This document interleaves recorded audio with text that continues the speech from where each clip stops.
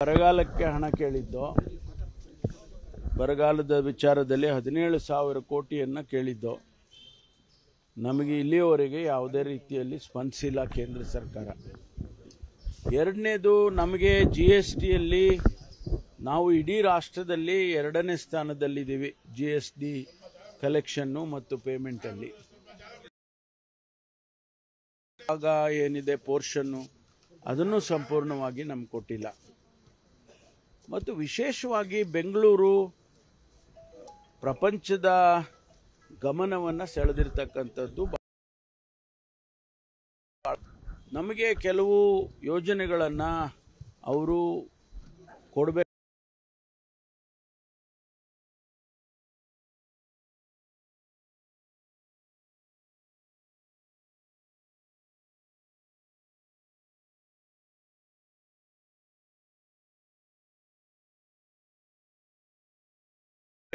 ಆಧುನಿಕ ಜಗತ್ತಿಗೆ ಟೆಕ್ನಾಲಜಿಯಲ್ಲಿರ್ಬೋದು, ಎಜುಕೇಷನಲ್ಲಿರ್ಬೋದು, ಈ ಎಲ್ಲ ಕ್ಷೇತ್ರದಲ್ಲಿ ಬೆಂಗಳೂರು ಅನೇಕ ಸಂದರ್ಭದಲ್ಲಿ ಪ್ರಧಾನಮಂತ್ರಿಗಳೇ ಬಂದಿದ್ದಾರೆ.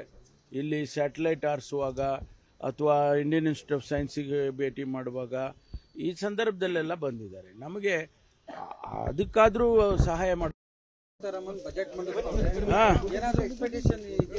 ನೋಡಿ, ನಮಗೆ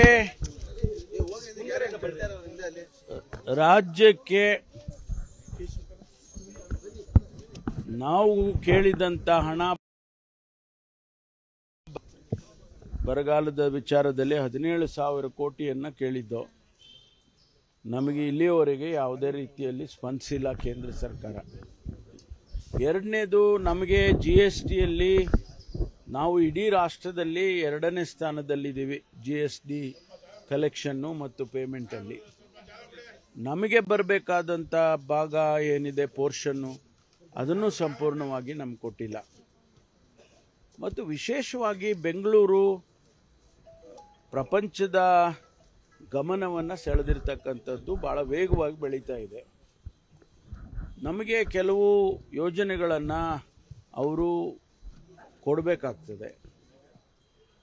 ರಾಜಕೀಯ ಒಂದು ಕಡೆ ಇರ್ಬೋದು, ಕಾಂಗ್ರೆಸ್ ಪಕ್ಷ ಇವತ್ತು ಆಡಳಿತದಲ್ಲಿದೆ, ನಾವು ಮಾಡಬಾರದು ಹಾಗೆ ಹೀಗೆ ಅನ್ನೋ ಅಭಿಪ್ರಾಯಗಳೇನಾದ್ರು ಇದ್ದರೆ ಕೂಡ ಬೆಂಗಳೂರು ಇಡೀ ದೇಶದ ಒಂದು ಕಿರೀಟ ಇದ್ದಾಗೆ. ಆಧುನಿಕ ಜಗತ್ತಿಗೆ ಟೆಕ್ನಾಲಜಿಯಲ್ಲಿರ್ಬೋದು, ಎಜುಕೇಷನಲ್ಲಿರ್ಬೋದು, ಈ ಎಲ್ಲ ಕ್ಷೇತ್ರದಲ್ಲಿ ಬೆಂಗಳೂರು ಅನೇಕ ಸಂದರ್ಭದಲ್ಲಿ ಪ್ರಧಾನಮಂತ್ರಿಗಳೇ ಬಂದಿದ್ದಾರೆ. ಇಲ್ಲಿ ಸ್ಯಾಟಲೈಟ್ ಆರಿಸುವಾಗ ಅಥವಾ ಇಂಡಿಯನ್ ಇನ್ಸ್ಟಿಟ್ಯೂಟ್ ಆಫ್ ಸೈನ್ಸಿಗೆ ಭೇಟಿ ಮಾಡುವಾಗ ಈ ಸಂದರ್ಭದಲ್ಲೆಲ್ಲ ಬಂದಿದ್ದಾರೆ. ನಮಗೆ ಅದಕ್ಕಾದರೂ ಸಹಾಯ ಮಾಡಬೇಕಲ್ವಾ. ಅದರಿಂದ ನಾನು ನಿರೀಕ್ಷೆ ಮಾಡಿರ್ತಕ್ಕಂಥದ್ದು ಬೆಂಗಳೂರಿಗೆ, ಕರ್ನಾಟಕಕ್ಕೆ ಏನಾದರೂ ಒಂದು ಹೊಸದಾಗಿ ಏನಾದರೂ ಯೋಜನೆಗಳನ್ನು ಕೊಡ್ತಾರೆ ಅಂತೇಳಿ ನಿರೀಕ್ಷೆ ಮಾಡ್ತಿದ್ದೀನಿ. ನೋಡೋಣ. ಯಾಕೆಂದರೆ ನಮ್ಮ ರಾಜ್ಯದಿಂದ ಅವರು ಪ್ರತಿನಿಧಿಸಿದ್ದಾರೆ.